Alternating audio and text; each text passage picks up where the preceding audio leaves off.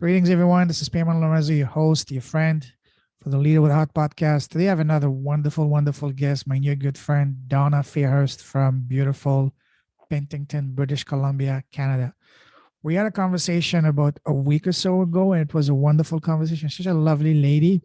Wow, there's so much we can talk about. Where do we start? To introduce her, she was born in southern Alberta, a place I used to live before myself when I was working in the oil fields back in the day. She was born blind, technically blind. She could only see outlines of colors and patterns.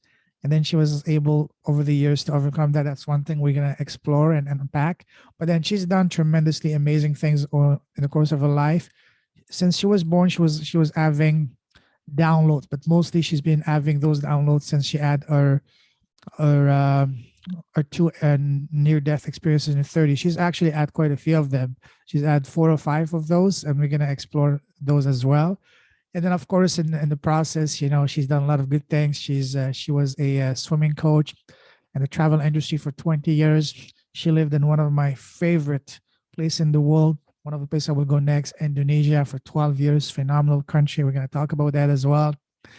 And then, when when she got married to her third husband, she started working with them as a machinist in a mill ring, and she was the happiest there. She felt the most fun, the most alive. We're gonna talk about that as well.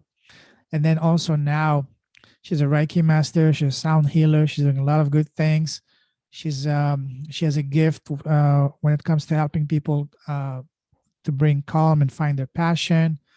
And also, right now, she just reached a great milestone, which is she just released a book, phenomenal, milestone. A book is called "What Would You Tell Your Younger Self?"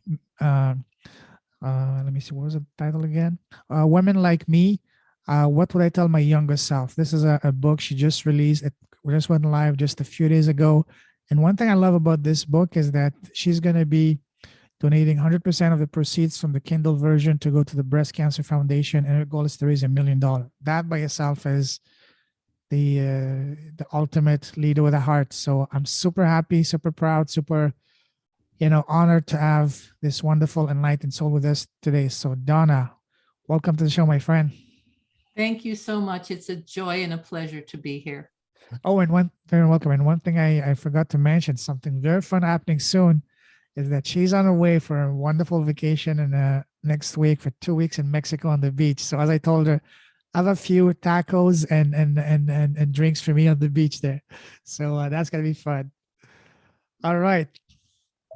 So uh, as I told you last time, Donna, the kind of conversation I like to have on my podcast are to have a look under the hood to see what's in your heart, to have a heart-to-heart conversation. Hence the name Leader with a Heart. Are you ready? I'm ready. Let's roll. All right. I like your attitude. Now, we're going to talk about your business a little bit later, but first, tell us, as a person, as a human being, who's Donna?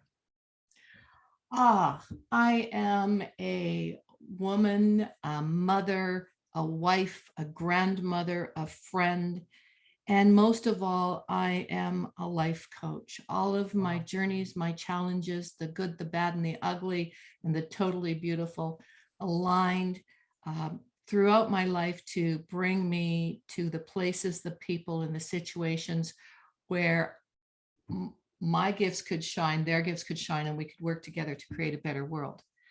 And that's one thing I believe I've been doing my whole life, wherever I am, whoever I'm with, whatever I'm doing. Love is central to my existence and the way I roll and operate. So to create love, to create balance, calm, coherence, and clarity. I call my program Zero to Clarity. Love that. We're going to talk about it in a moment. That's amazing. That's a great start. Now, I'd like to ask you a series of rapid fire questions to further get to know you as a person. First of all, tell us, Donna, what makes you happy? Gardening, my husband, my children, my clients, you. Oh, thank you. I feel honored. Thank you. Now, what makes you smile? Well, looking at you right now, you have the most amazing, beautiful, glowing smile. You shine. You have this green, pink energy of creation and all this flaming orange, which is highly creative and very juicy. Thank So you. I I, appreciate what that. makes me shine is being with juicy people. Wow. Love that. Awesome. Now, I love the passion in you. And now let's take that passion and that happiness a couple of notches even higher. What sets your soul on fire? What brings your heart alive? What makes you come the fullest alive in you? Sharing the lessons and the principles I've learned from my journey and my near-death experiences. Wow, love that. This is one thing I always keep on saying, and one of the things I realized is that this life is a school. We're here to learn lessons. We all have our fair share of, difficult times, tragedies, challenges, and they are for us to grow up and to become the best version of where we're supposed to be. And then those lessons, those become our lessons, and then those lessons become our story, and then our story becomes our gift, and that gift then becomes our responsibility to share it with the rest of the world. Because if all you do was just to overcome the challenges, learn from them, in my opinion, you would be missing 90% of what we are here for. We are here for to sure we need to overcome those, learn from those, and then share those with others so that other together we can all rise. So I really love that.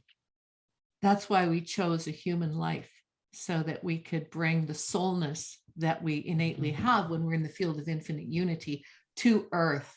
We're meant to connect, we're meant to share, and we're meant to learn from our journeys together.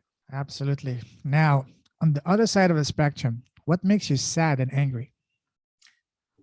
What's happening in our capital today, I don't get angry. I do feel sad at the misunderstanding and the tension. This is foreign to Canada. It's unprecedented in my lifetime, this type of occupation in our capital. So that I find that as a Canadian and as a soul distressing. I'm sending love for a peaceful intervention and solution, and peace to our governance and our parliamentarians, that they do the right thing for each other in this situation. And for all of the world, we have so much tension, and it's all created from power struggles. There doesn't have to be a power struggle. We only have to choose peace and align with what's in the highest good of all concerned. And Listen to that's the other the journey. person. Yes, and listen.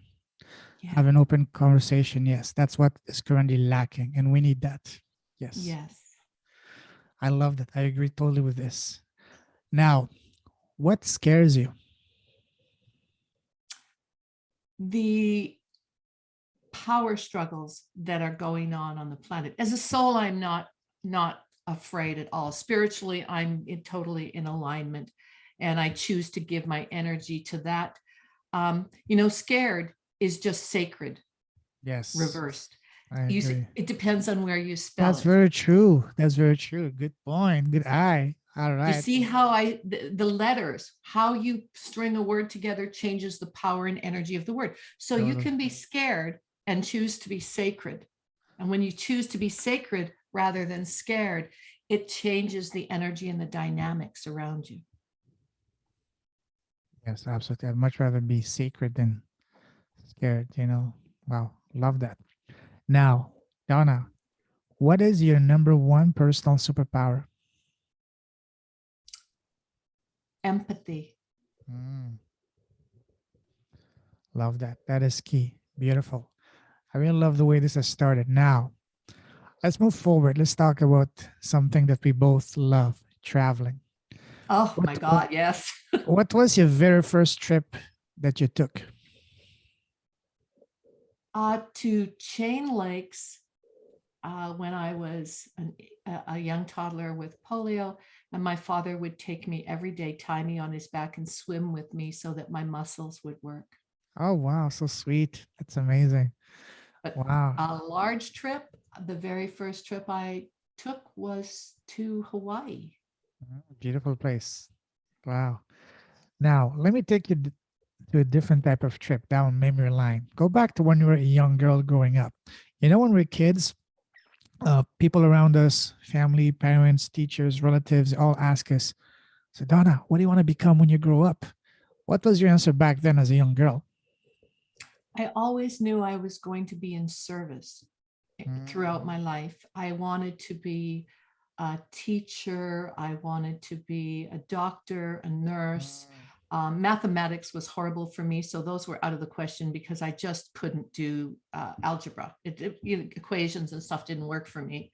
So being a whole brain learner, I realized that service was going to come through teaching, however that played out. And synchronistically, even though I wasn't educated as a teacher, when I moved to Indonesia for 12 years, I ended up teaching and sub-teaching for other teachers and coaching because I was a competitive swimmer for my young life and gymnast.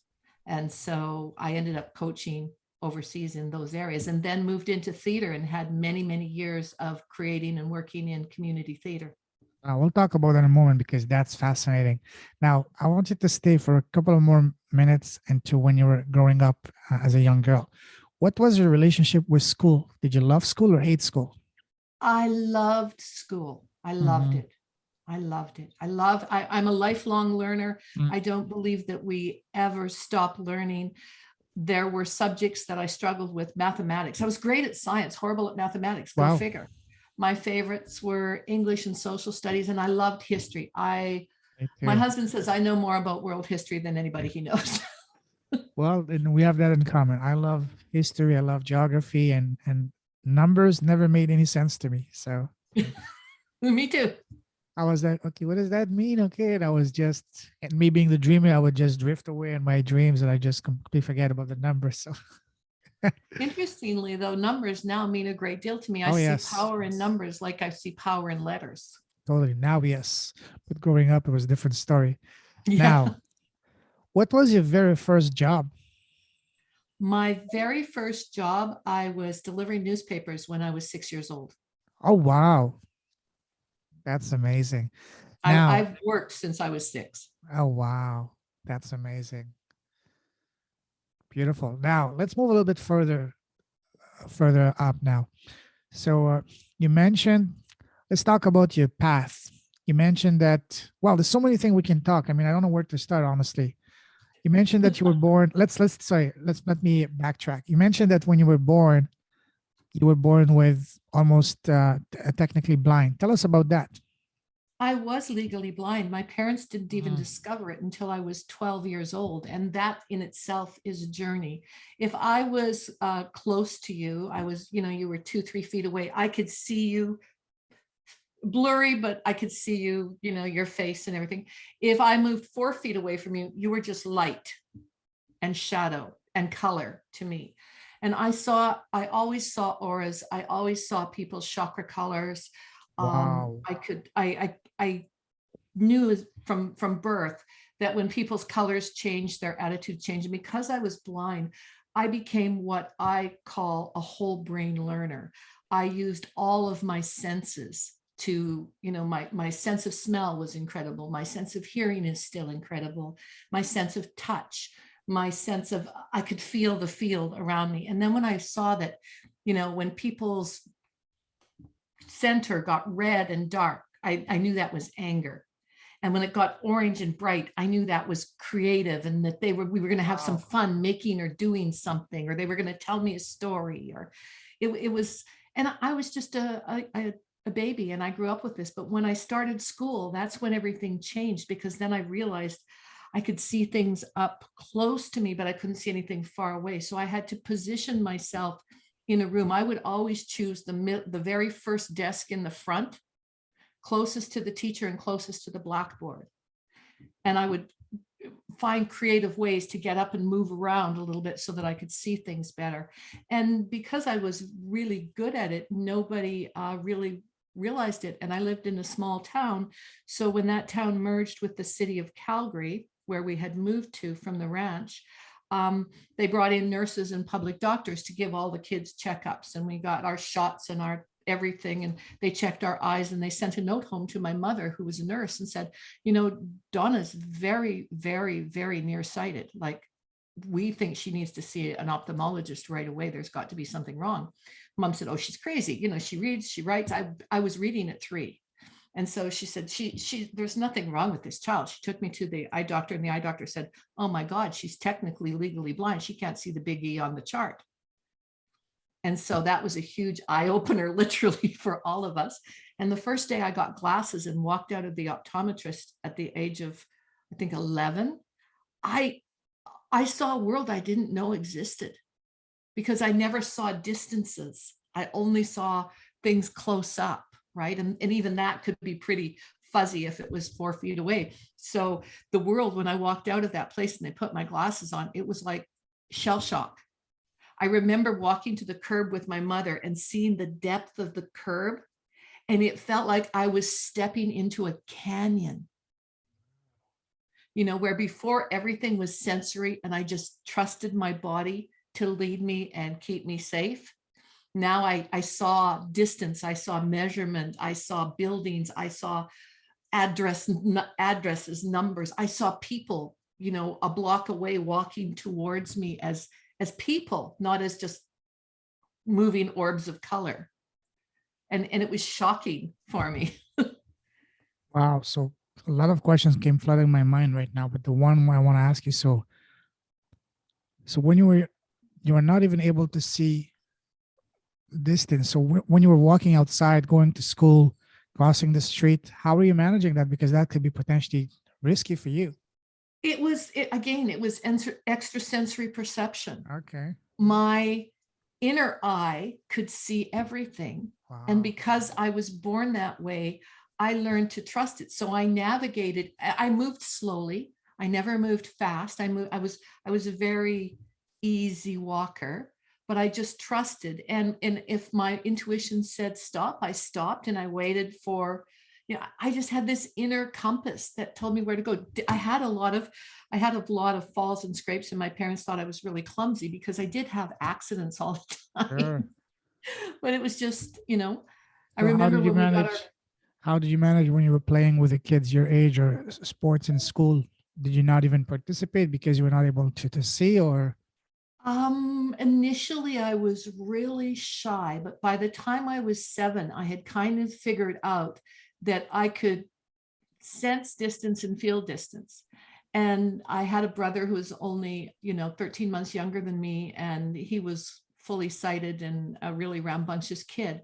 And so he taught me how to catch a ball. He taught me how to roll. He taught me how to dive. He taught me, you know, all Your of those best things. friend. Yeah. The Okay. most challenging thing, and the thing that confused my parents the most, was riding a bicycle. Oh, Because when yes. I got a bicycle for my 7th birthday, Wow. my brother and I got them together because our birthdays are close together. And that was the most challenging thing as a child I remember doing. And in the year before I got my glasses, we started in gymnastics. And I was always a really active, really physical kid, because my parents made me that way for physical therapy from the polio I had.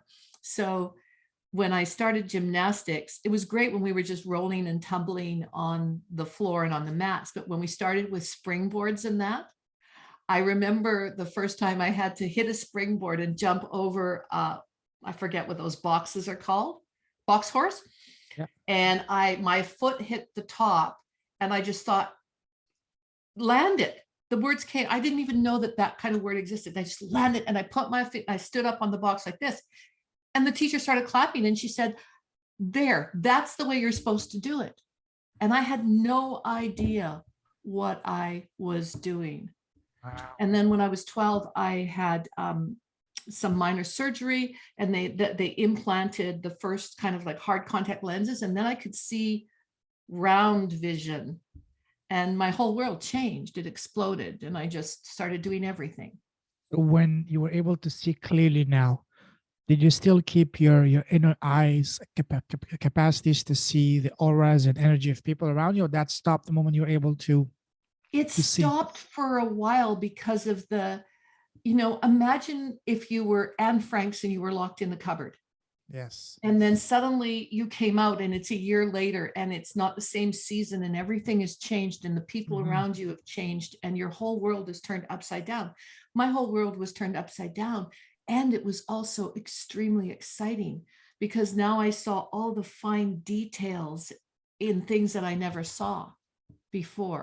So I became really kind of enmeshed in the physical world for about 10 years. And also, I was kind of introverted because I had all this psychic awareness and all of these psychic experiences, but my parents really didn't like them. I Ooh. came from quite a traditional background in many ways not, but it was, What kind of psychic capabilities? I saw spirit, I saw Wow. ghosts, I could talk to angels. There was always, I don't remember a time in my life when there wasn't like a room of people around me. Wow. And these were what? So People that already passed or people from other people past, dimensions? people from other dimensions that have never actually had a life experience, or people from other dimensions that have had a human experience and then, gone back to their place and their space. Did you see any non-human entities? Yes, yes. I did very young have a spider like creature that would show up quite often. I also had a wolf who initially I thought was a really scary creature, but actually turned out to be a guardian. See, here's the wolf. He's coming now. So this is what you need to know. When my voice goes really throaty and starts to change, that spirit coming in. So I never called this wolf anything except wolf. So the minute I said wolf, he came in. Wow, phenomenal. So now you mentioned that when you were technically blind, you would only see like shapes and you would see the auras and energy of people. Do you think that's what blind people are able to see? That's what they see? Every blind person can see that? I've talked to a lot of blind people, and a significant number of them do see shape and color and variations in shape and color. They assign the color that they believe it is. So for a blind person, you couldn't tell them green is green.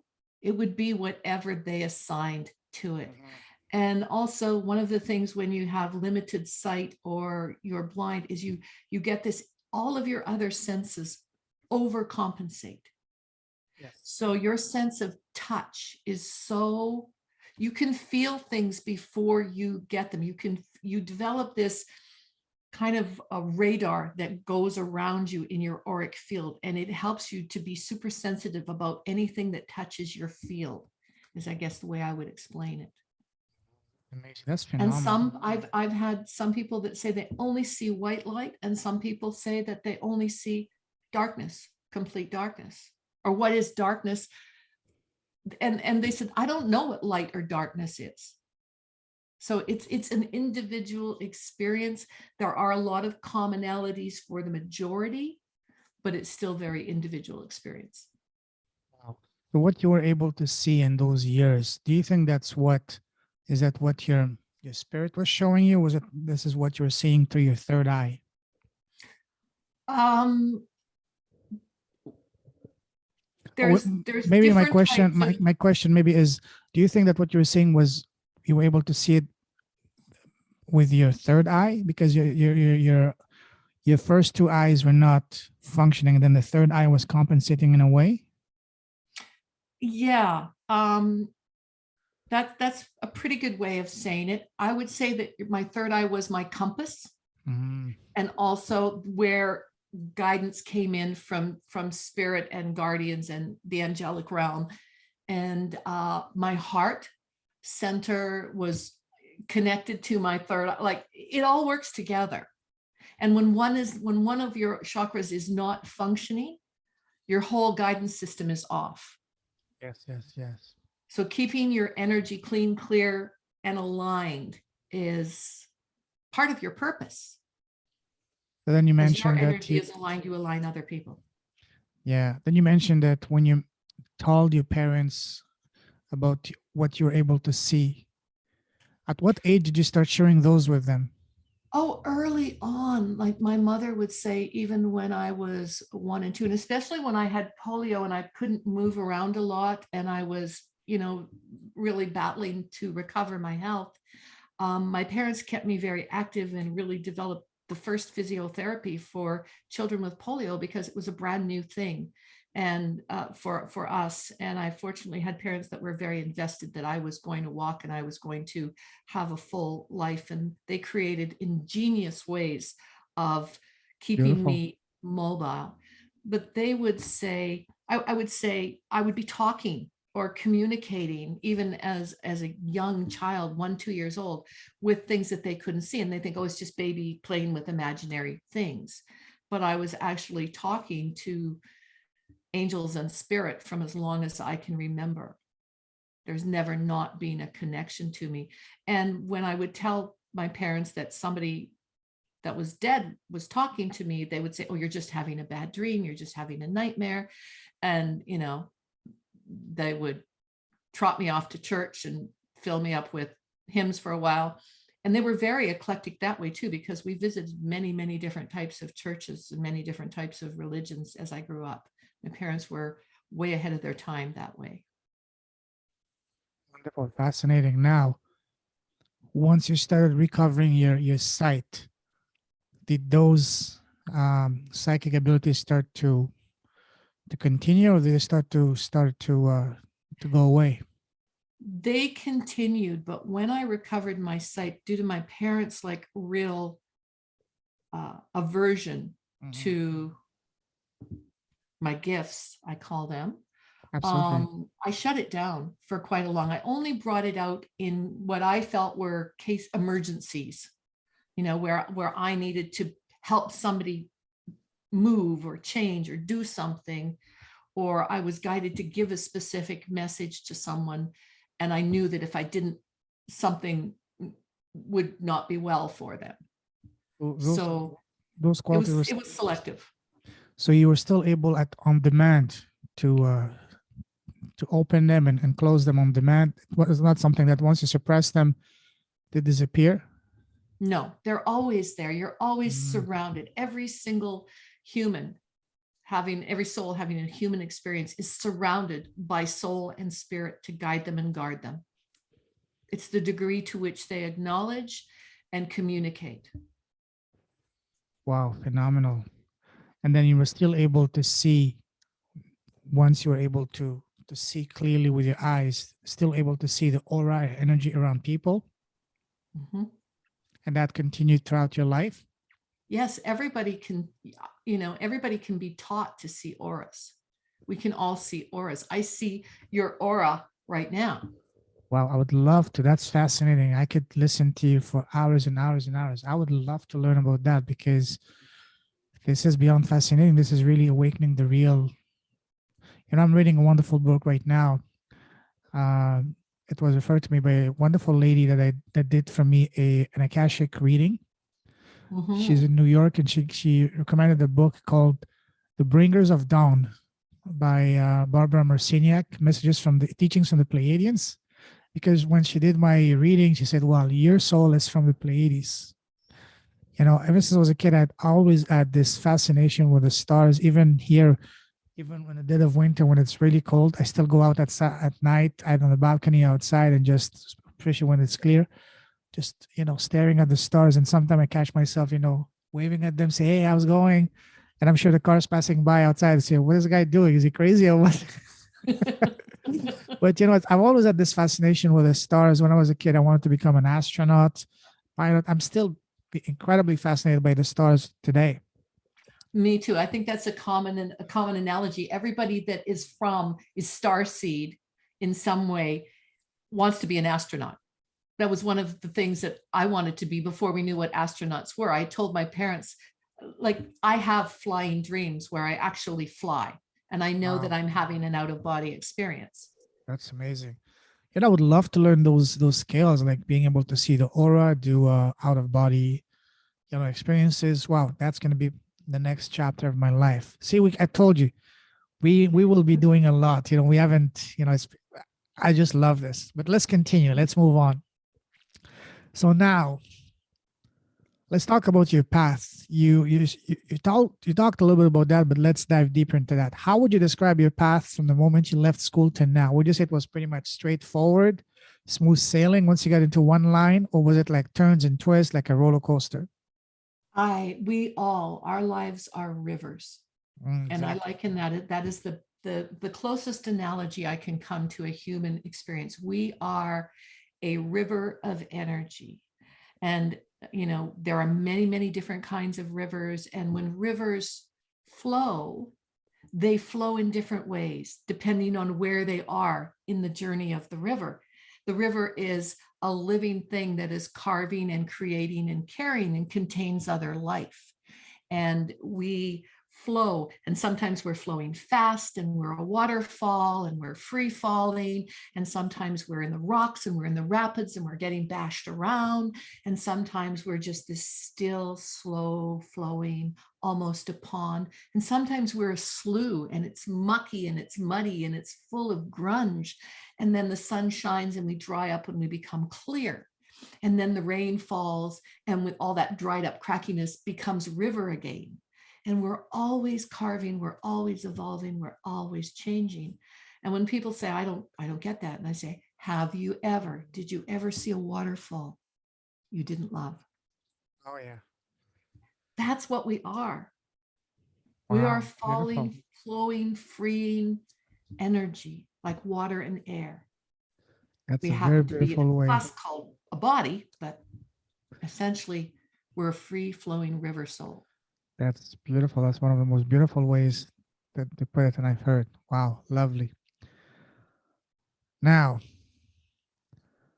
there is a saying, I'm sure you heard it. Change your story, change your life. And by that I mean by changing what we tell ourselves on a daily basis inside of our head. So when you, Donna, had to change your story at some point in your life to either bring your life to where you want it to be or to change it, how did you do it? Did you do it through the help of friends, family, relatives, mentors, books, videos? So tell us, please, the process you used to change your story, to change your life.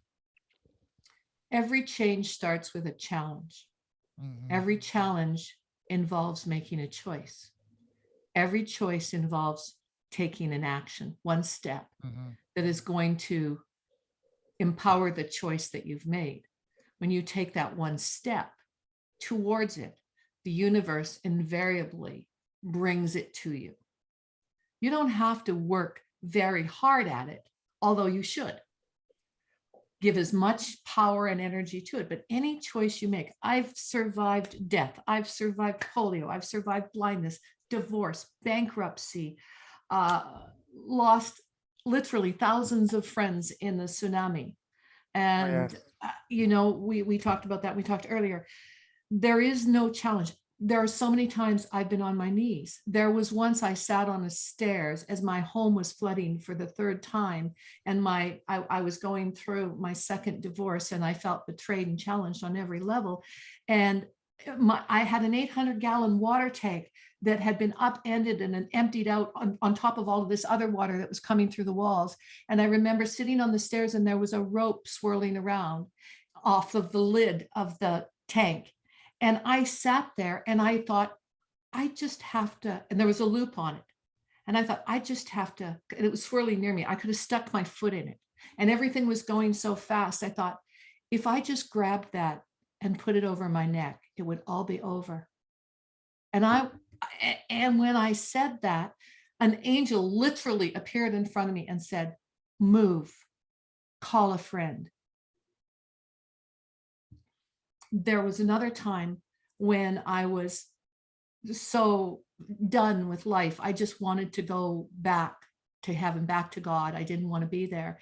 And my children, I arranged that they were safe and everything. And I thought, I can't do this anymore. This is too hard. I need to go back to source. And I went to the lake where I swam very often. And everybody's used to watching me swim miles and miles at a time in the river and in the lake. And I went to the lake, and we didn't have cell phones then. And before I went, I called one of my friends and said, I'm just going to go out to the lake for a night swim. Maybe I'll see you when I get back. And she knew, like, it was 10 o'clock at night in southern Alberta in the mountains, right? And I was going to the Old Man River Dam to swim. And she knew, I think I better drive out there and check her. And there are like 7 different kind of swimming spots around the dam. And she guessed which one I would go to. And I was Wow. standing in the water and walking out. And she came and she said, hey, come back in. Let's light a fire and have some tea. She Wow. brought tea with her. And she said, what are you doing? And I said, I'm just going for a swim. And she looked me straight in the eye and she said, nobody that knows you would ever believe that you could drown. You don't drown, you save people. And Kathy, thank you. Indeed. So, Thank you you. know, that made that, and then I got help, right? Then I got help for the depression I was feeling around my divorce. And then much later, 8 years later, I went through bankruptcy from 911. I owned a travel agency in Southern Alberta, and 600 agencies in Canada closed in 3 days. 3 airlines went down. And there was nothing, we had done nothing wrong. What happened is the banks wouldn't trust our operating lines anymore. And the banks went to all of these independent agencies, mom and pop agencies like mine, and said, we want you to sign a personal guarantee, which means basically the bank was taking everything you had in your firstborn child if the travel industry failed. And nobody knew what was going to happen. There was another black wall. And I thought, okay. I went back to my office and I said to my staff, and I had 4 employees, and I said, I need to take the afternoon off. I have to do some important business. I'll be back in the morning, do this, this, and this.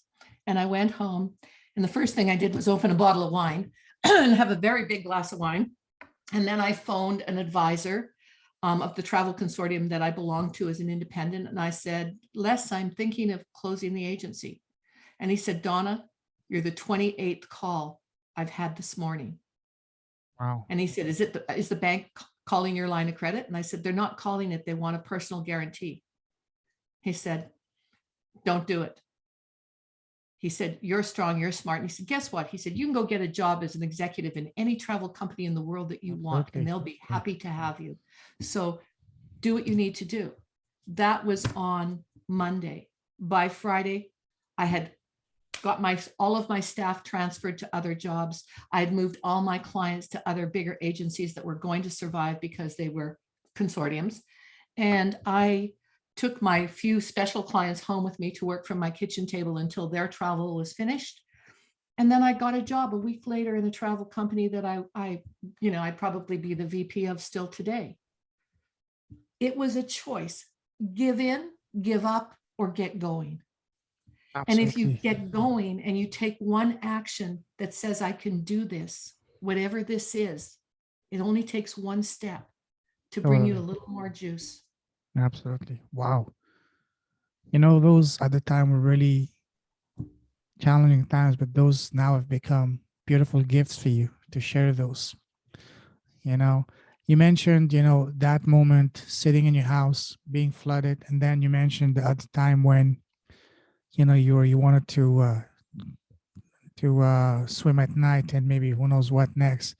Would you say those were 2 of your near-death experiences? No, those were 2 of my near-death awakenings. Oh, wow. I didn't die. I was alive, but I was alive, but I was dead to my spirit. And what happened is my spirit woke up again and said, this doesn't define you. Your challenges don't define you, they refine you. Absolutely. Tell us some of your near-death experiences, please.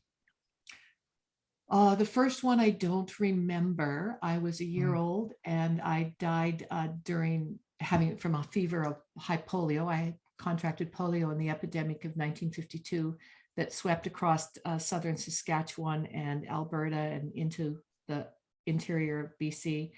And there were thousands of adults, but mostly young, adolescents and children that contracted it. There was no vaccination then for polio. And I got it, and I was blessed and I was gifted. And I think it was one of the signs that God had a bigger purpose for me, is that I was young, 1 year old, and I lived on a ranch, and I had 2 parents that didn't believe that they couldn't cure me. And so, and a grandmother, my mother's stepmother, who was one of the leaders in, she sold Watkins. You remember Watkins spices? And I don't know if you know about them, but they started a line of vitamins and minerals and supplements. And they were one of the first in Canada back in the day in the 50s that had vitamin supplements. And she concocted this regime for me with vitamins. And my mother had prematurely given birth to my brother.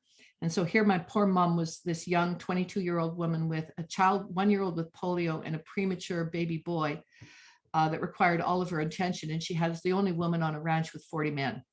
So she had a pretty full life and struggles. So they couldn't care for me for the first 6 months my brother was born. So they sent me to live with my grandparents. And that was, a challenge and a gift because they gave me their undivided attention. And they spent so much time feeding me and nurturing me. And when they took me back to my parents, I was nearly 2. And my parents visited and they took me to visit them frequently. It wasn't like I was, abandoned or anything. And then when I came back, by that time, my mom had developed a routine with the baby and the ranch and everything.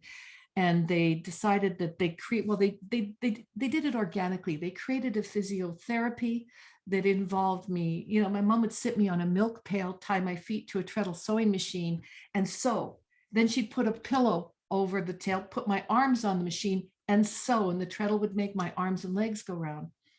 Then my dad would tie me on a horse with my muscles, arms around its back, and ride with me. So that near-death experience resulted in the creation of a physiotherapy that some people use parts of today that didn't exist. And then when I was in my early 30s, I developed a tumor that burst, and I was in Indonesia. I'd only been there a year, and I was medevaced out from Madan, the city of Madan, North Sumatra, the city I was living in, to Singapore, and rushed into emergency surgery. My children were left with the staff in my house, and my husband was in another part of the country. He didn't even know I had left the country or was sick because they couldn't reach him where he was by the time they had to take me out.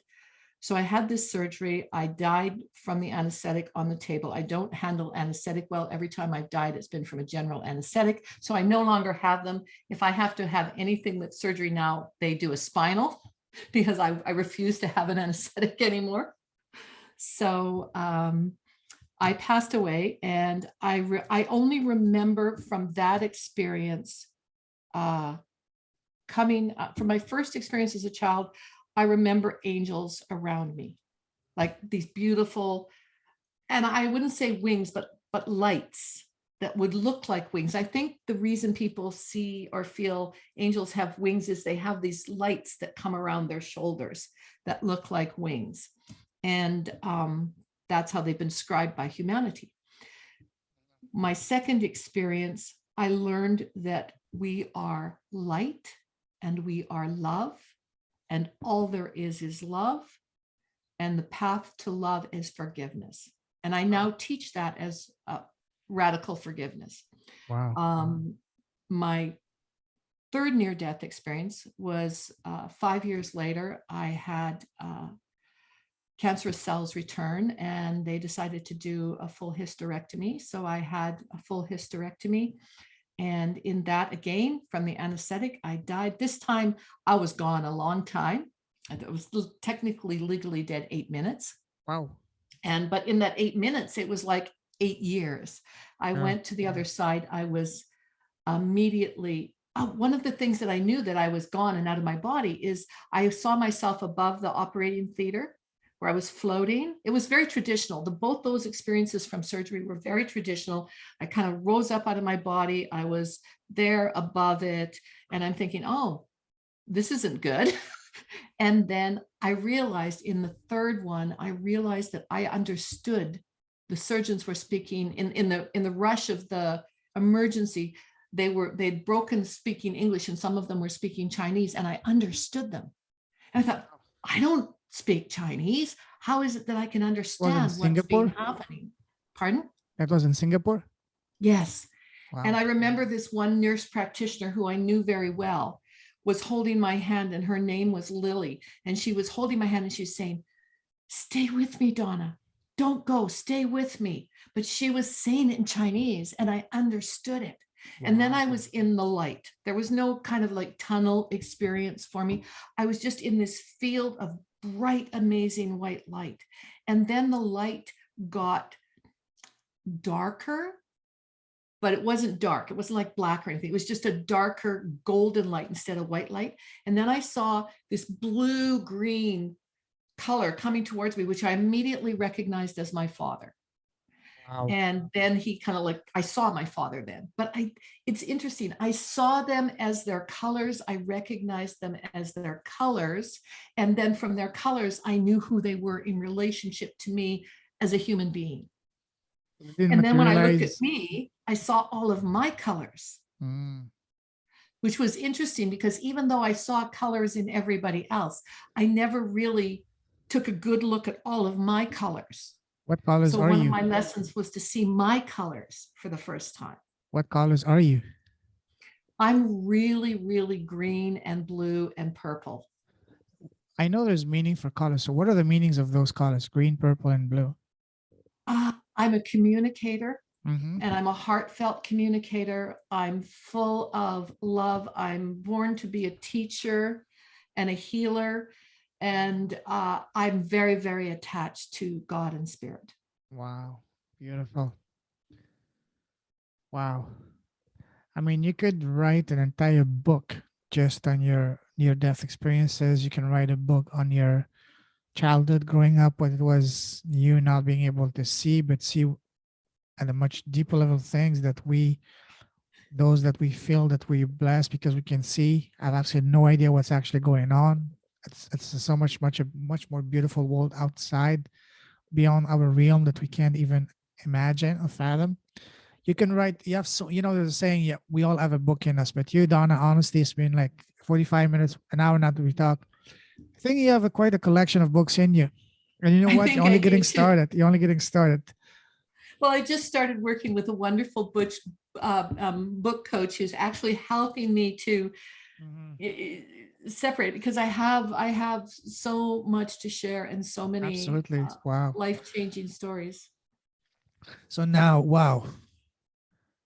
And one of the reasons I came here was to save lives, and I've actually physically done that as a lifeguard Wow. and as just a human being walking on the street. I actually got a medal for it. Wow. Amazing. So you mentioned that you were a competitive swimmer. Tell us more about that. One of the therapies that my parents started with me when I had polio was swimming. The very first time I remember swimming is my father tied me on. He would tie me.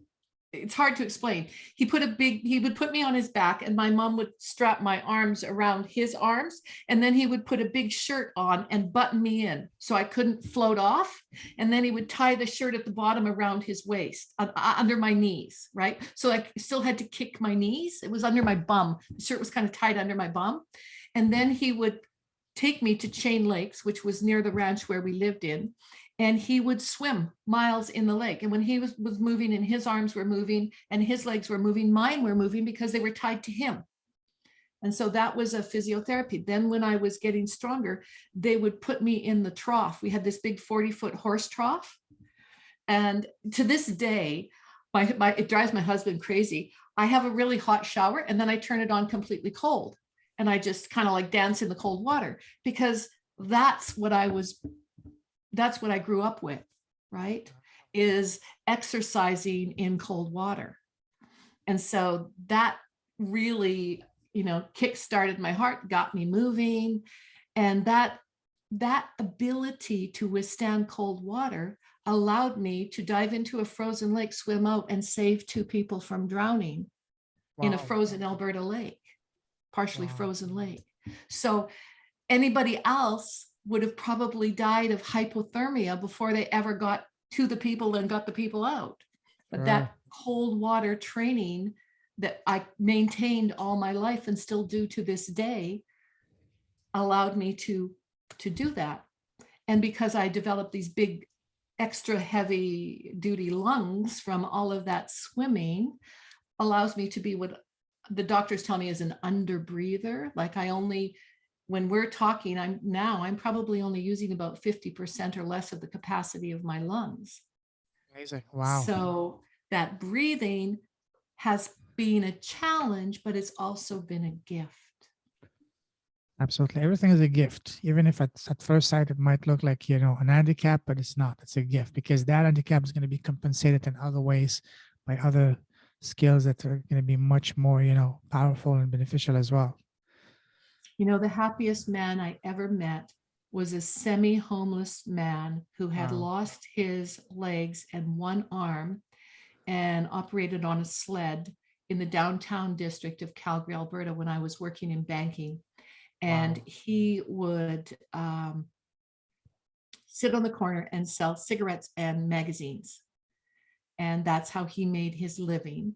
And he lived in a kind of a downbeat little monkey hotel downtown.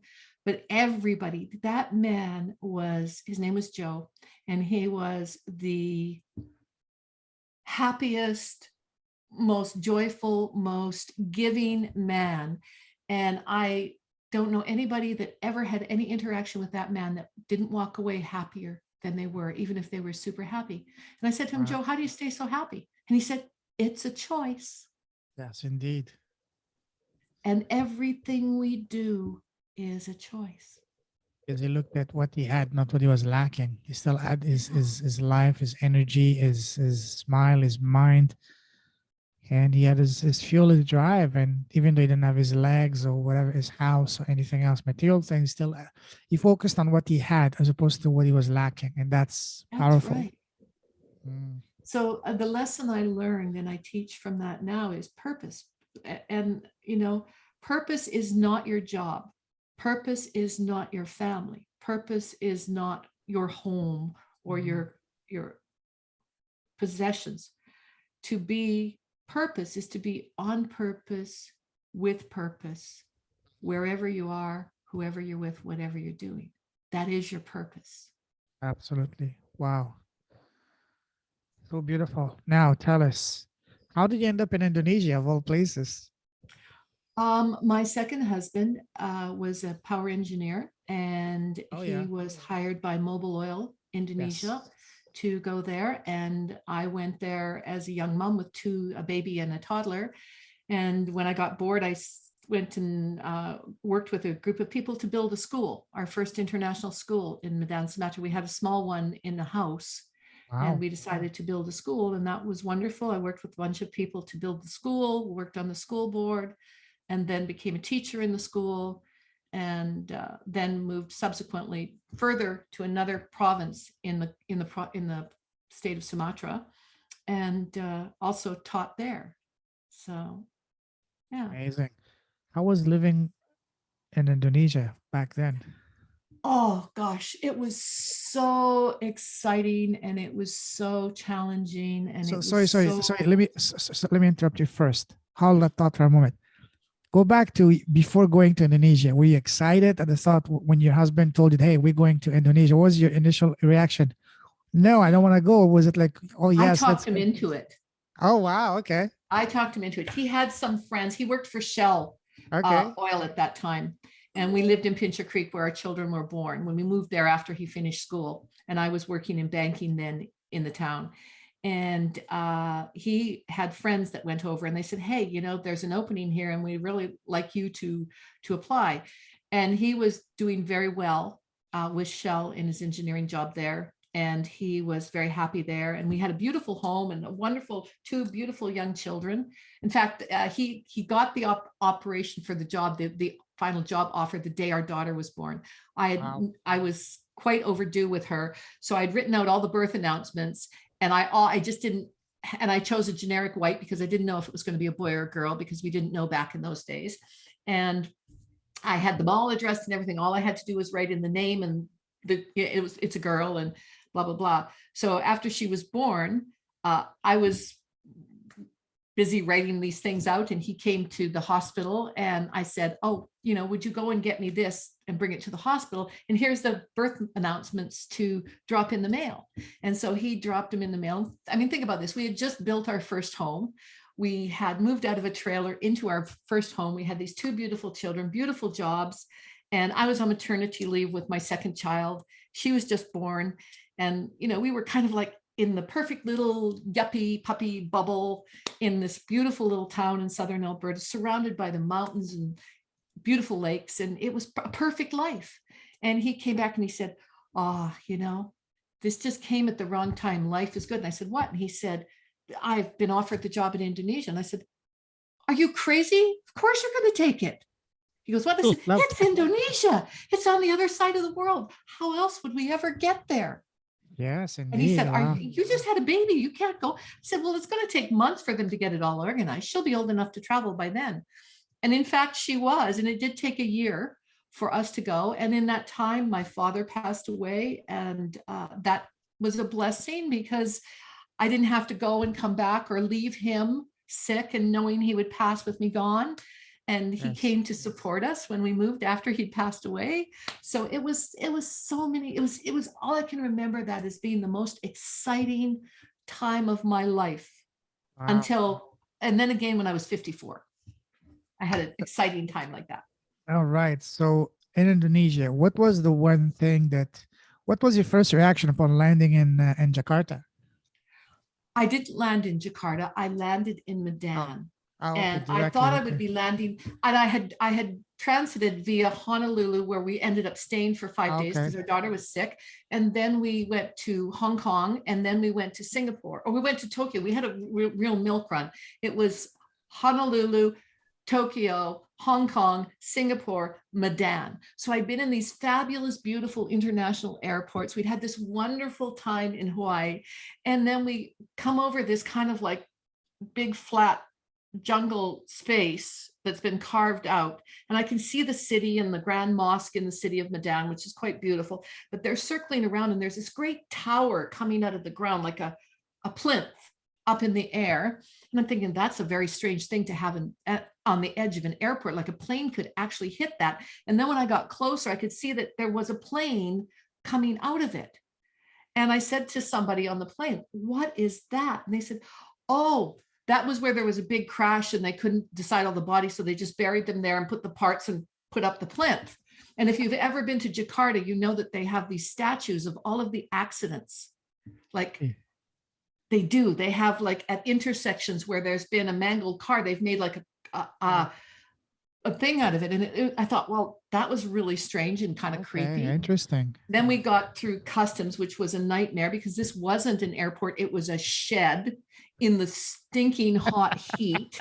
Oh, And we yes. were all just massive balls of sweat. We were thirsty. We were hungry. And the customs people were not as fast as a slow moving turtle. And they were tearing us apart because they wanted bribes. And we didn't know that. And so Oh, we wow. hadn't learned how to operate the airport system yet. They didn't And we train were you for doing that this. before living. No. Wow.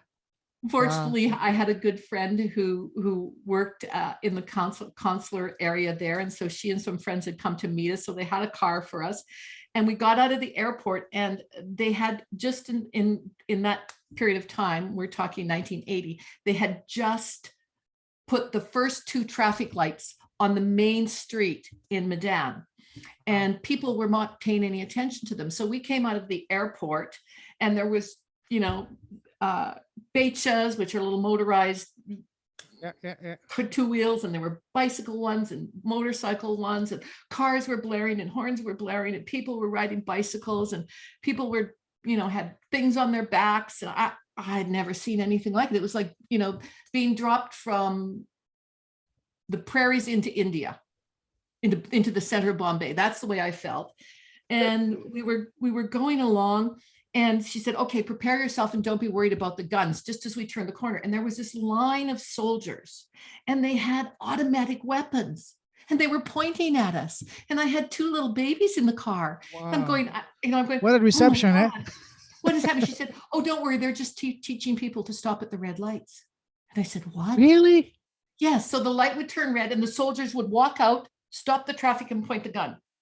And then they'd wait. And when the light turned green, they would walk away and let the traffic go. Wow, that's phenomenal. And then when they wanted to teach people to stay on their side of the road and have 2 lanes of traffic instead of everybody just trying to go through, they put a line of soldiers down the middle of the road and a line of soldiers on the outside of the road, and they channel people.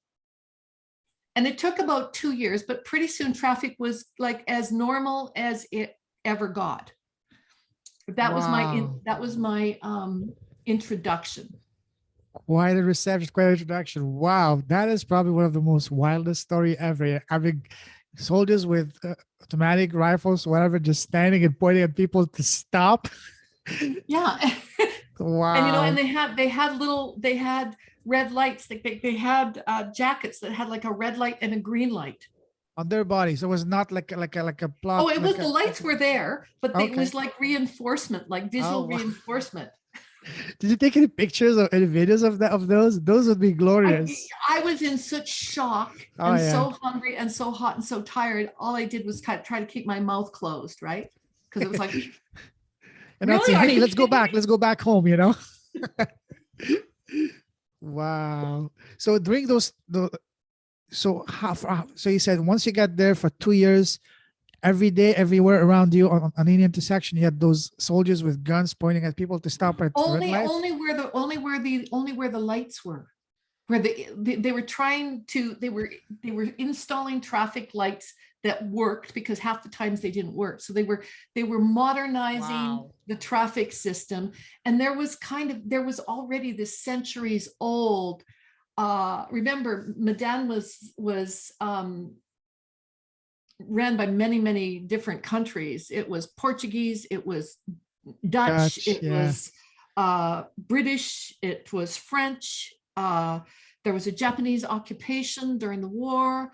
So the community club, the Madan Club, which was the place where all of the expats went for parties and to celebrate and everything, was a great big kind of, think of a country club.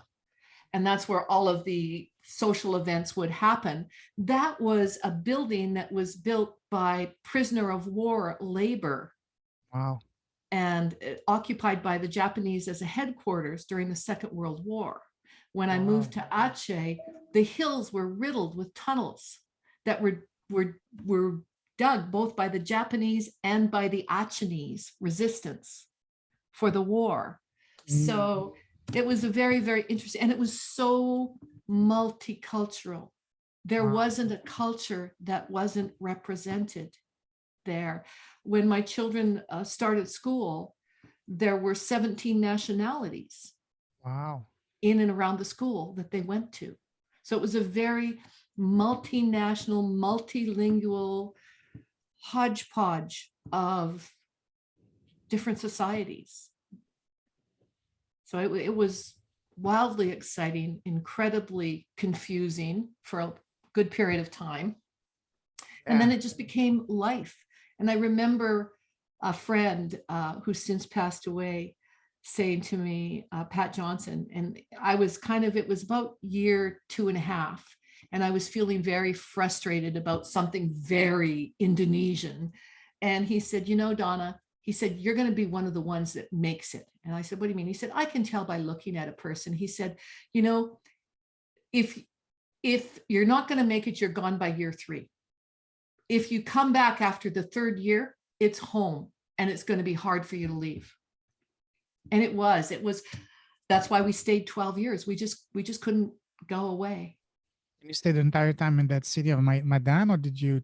No, I was in Madan for 6 years, and then we moved north to Aceh province, where we were actually in what you would now call an intentional community that they built out of the jungle. Mm-hmm.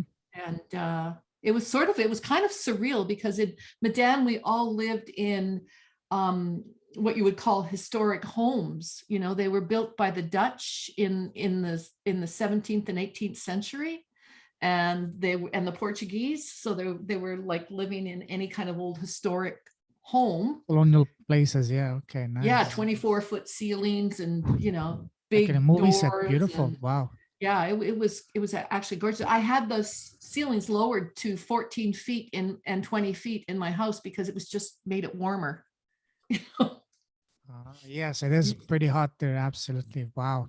And then they moved us to Aceh to a place called Bukit Indah, and Field of Dreams. And it was like living in a you think Palm Springs or California, where you see those Adobe style plaster houses with all the palm trees.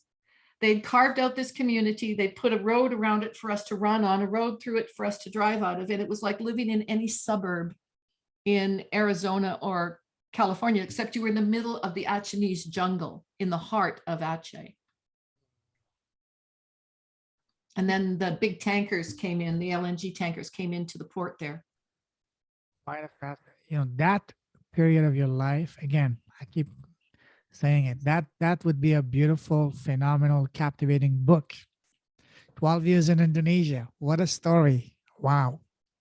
Oh, it was amazing. And I really hope, honestly, Donna, that you will, you know, make that happen. Write a book on your experience in Indonesia. Seriously. Well, you know, I wish I could pan the camera to my desk. I've got like 12.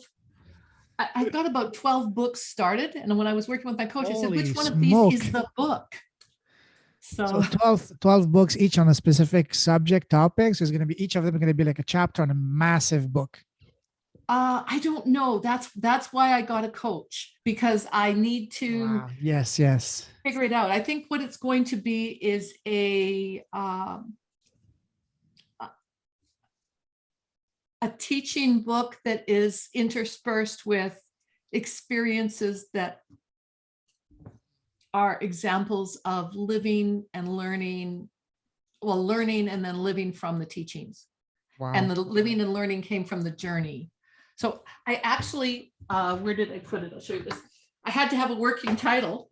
So she said, just come up with a working title. I don't care what it is, and show it to me. So here it is. Yo-Yo to God, my journey and lessons learned from 3 NDEs. Wow, phenomenal. Can't wait. So that's a working title. I'm looking forward to build an entire library of your books. Oh, thank you. I am too. Seriously. Oh, now you just gave me an idea. I'm going to clear a space on my bookcase intentionally and say, and put my books there. Beautiful. And whenever you have your books, not only I will get copies for myself, but also bring you each time on my podcast to talk about them. Like, wow, let's get back to Indonesia, because this is something I'm very passionate about. So how did you find the people there? The people, by and large, not 100%, but I would say 98% of the people that I met there. And remember, there are many, many different indigenous languages within Indonesia. There are over 48 languages spoken in Indonesia, various tribal languages. Javanese is the language of the country, Bahasa proper. It's called Bahasa Indonesia. And a large number of people, expatriates, speak English, is the lingua franca, so to speak. But within my own household, I had 6 people that worked for and with me. And within that household, there were 5 languages.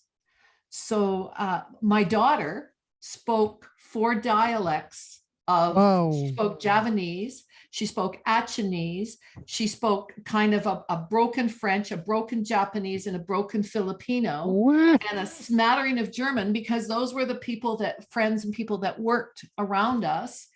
And she went to an international school where there were 17 nationalities on any given day. And mixed nationalities, because it was such a multilingual, multifaceted Indonesian, vibrant expatriate community that we lived in, that you were exposed, and the children were like sponges. Absolutely. They grew up. In fact, my daughter barely spoke English until she was 4 years old, until she went to kindergarten. How do you guys communicate? Yeah, she didn't need to. She took all the languages in. So when she was with our cook housekeeper, she spoke a blend of Javanese and Achinese. And when she was speaking with our driver, we had a driver for safety reasons. When she was speaking with him, she spoke Sumatran, and he was from near, oh, I'm trying to think of the place. It's a matrilineal language, and it's failing me now. I've got too many memories rushing in at one time. Wow. Taking me down memory lane now, and my heart is just going, Absolutely. what? I see it coming alive now. Yeah, absolutely. Wow. Yeah, So it was fascinating. did you pick up any of the either Bahasa or Javanese yourself? Sedikit sekali. Okay, okay. The only thing I know is the Tirikamsi and like thank you very much and that's it. But I do have a lot of, awesome, Indonesian friends. When I was living in Hong Kong, I met quite a lot of them and I got introduced to the unbelievable, Food. Indonesian cuisine. Oh, I love the Oh, decoration, especially on those big green, palm tree leaves, and then the decor, the taste. It's like an explosion of spices in your mouth. Ah, I'm salivating I right now know. just to think about it. Rendang and there's Oh just yeah, so much. chicken rendang. Yeah. I love that. Oh yeah, beef rendang. Oh yes. Oh Yeah. yes.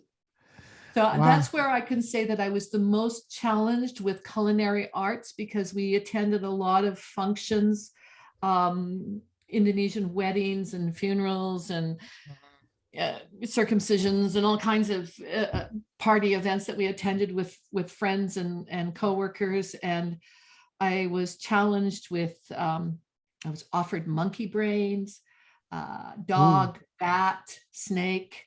Uh, did you try them? I did. How does monkey brain taste It like? would have been very, very impolite not to. So how did that taste? Monkey I brain. never ever eat brains. Okay. Don't do it. No. And bat is surprisingly, fruit bat is surprisingly good. And I know you've heard it everywhere. It tastes like chicken. Quite a lot of things taste like chicken. I know. And uh, one that was the hardest for me was sea turtle, not because of the taste. The soup is absolutely fantastic.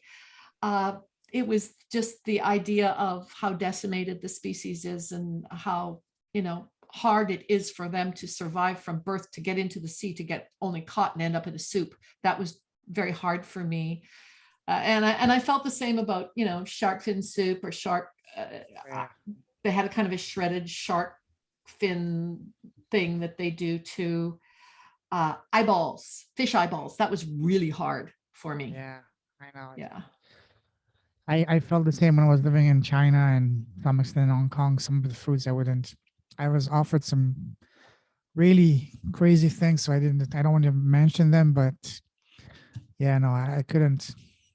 Even in the Philippines, you have something similar called balut, which is what balut is? Mhm. The egg with the baby the bird still Yeah, alive. the Ah, bird. Yeah, you're the bird. basically eating a fetus of a bird. Yes. And Yeah. it was I think the hardest for me, the thing that I absolutely would do anything to refuse. And when I was given it to me and it was a ceremony, it was necessary, I would pretend to eat it, but I didn't eat it. And that was dog. Oh, We're raised to of love course. animals, and dogs are Especially our dogs. They're so lovely. pets. And it was, I couldn't even go to that part of the market where they had yeah. Well, it's a delicacy in China. They have a dog festival there. It's I surreal, know. but They yeah, raise dogs the way we raise cattle and sheep and goats. And yeah. that's the mindset. They don't understand our mindset around it. I know. I was horrified when I found out, but you can't change their, thousand millennium year old, mentality. But anyways, wow. Let's move forward. So, other than Indonesia, did you live in any other country? I didn't live in any countries, but I've traveled to a lot of countries. I, of course, went to Hong Kong, Oh yeah. the edge of mainland China, Korea, Nepal,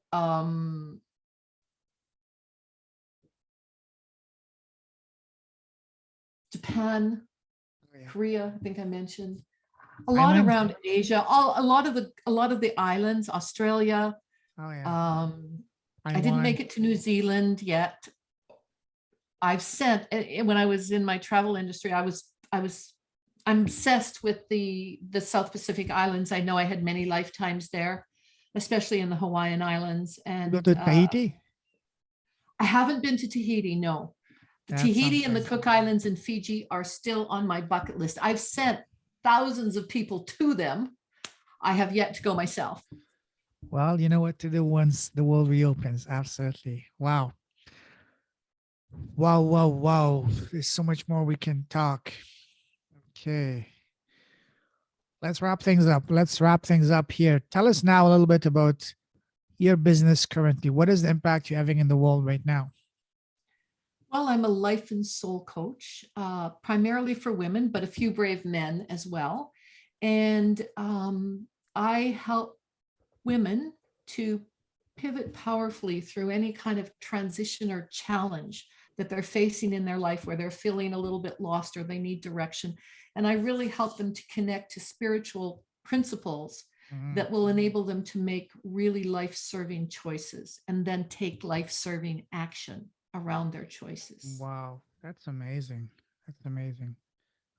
Tell us now, if you may, share with us an example of the most remarkable transformation you've seen from one of your clients so far.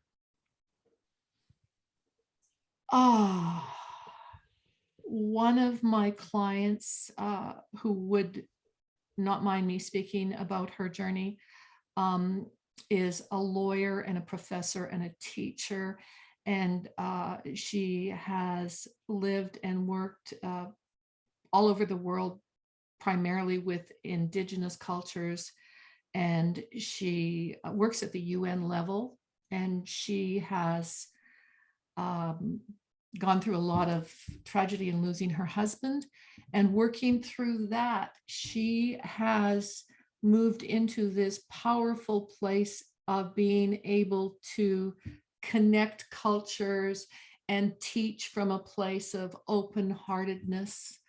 Another client I worked with was a doctor who'd done a lot of self-work and a lot of spiritual work, and is a practitioner of whole medicine, and she has described finding the center of her soul and coming into soul person. And Wow. I guess that's where I lead my clients into their sacred center, where they marry their self, their ego self, their human self with their sacred self, and they create sacred soul self. That is the purpose of the journey with me, to know yourself and to know your sacred soul, and to bring them together and live in unity with them. Love that. Wow. That's amazing. How long have you been doing this business? Well, at 54, I got married for the third time and found the soulmate and the love of my life. And when I was with him, I decided I wasn't going to be a stay-at-home wife. I'm not a Susie homemaker. I love my home and it's warm and inviting, but I don't live for it. And I thought, I have to do something different. I'm not in the travel industry anymore. I've moved back to a town I've left 5 times and said I would never come back to be with this man. And here I am now in this town. And what am I going to do? And it felt like full circle. I had actually come to and left Pincher Creek 5 times. And every time I looked at it in the rearview mirror, I said, I'm not coming back. And then I ended up meeting Frank in Calgary again and coming back to live with him in Pincher Creek. And then we got married. And I decided one day I was, cleaning this big historic home we have. And I said, I am not going to do this. So I went to his manufacturing shop and I said, he's a mechanical engineer. And I said, okay, what are you doing here? And he said, well, we machine and we mill and we create all of these parts, and I design them. And he was a closed shop. He created all of the parts for one specific company for their product. And he said, we make them and then we ship them to them. And I said, okay, teach me. He said, excuse me? I said, well, I can do this. He said, Donna, you have to go to school, and you can't just become a machinist in a millwright. You have to apprentice. You got to go to school. I said, you're a master of trades. You teach this. You've taught this. He said, yes. I said, I'm a learner. You can teach me, and I'm going to learn on the job. And so the next day he said, okay. And I said, you mean okay? And he said, okay, well, we have to talk to Ed because there was three of us in the shop and Ed was the other manager. And he said, Ed, Donna wants to put on the blues. And Ed he started to laugh and then he looked me in the eye. And he said, you're serious? And I said, yeah. And he said, this should be fun. Now, these are two very British gentlemen, right? Yes, Very yes. British gentlemen. And here's this very aggressive, happy woman coming in and saying, I'm going to become a machinist in a millwright. And I did. And I had left a high-level executive travel job as a leisure manager for a major international travel corporation. And my boss was the VP of leisure, and she lived in Toronto, but she was from Calgary, good old cowgirl like me. And so she said, you're not going to last, Donna. You're not going to do this. And I said, yes, I am.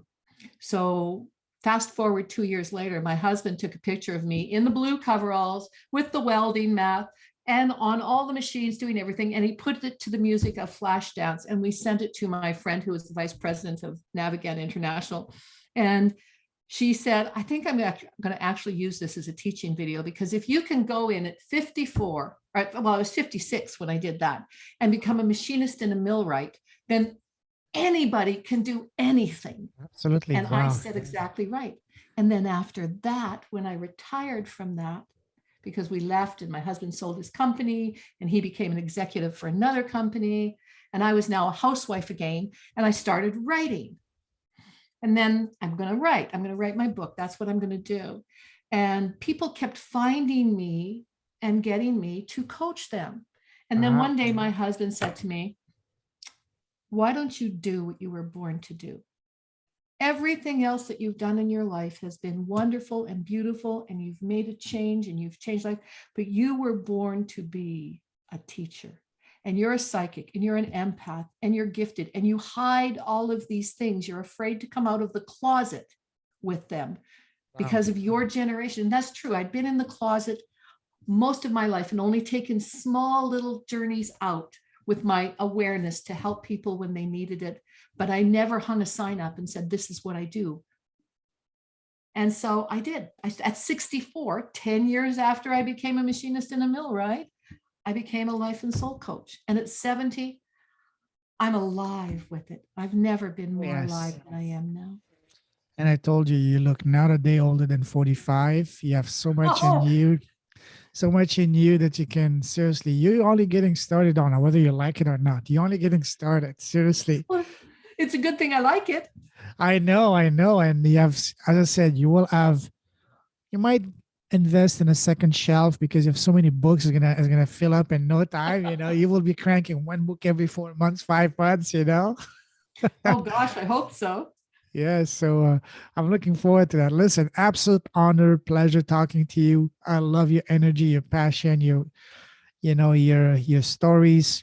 Wow, you're one of the most captivating people I've met so far, and I've been blessed to speak with over 100, almost now 160 people on my podcast. But your story honestly stands out as one of the top 5 most fascinating, most endearing. Your personality, your life experiences, the story you just shared with me about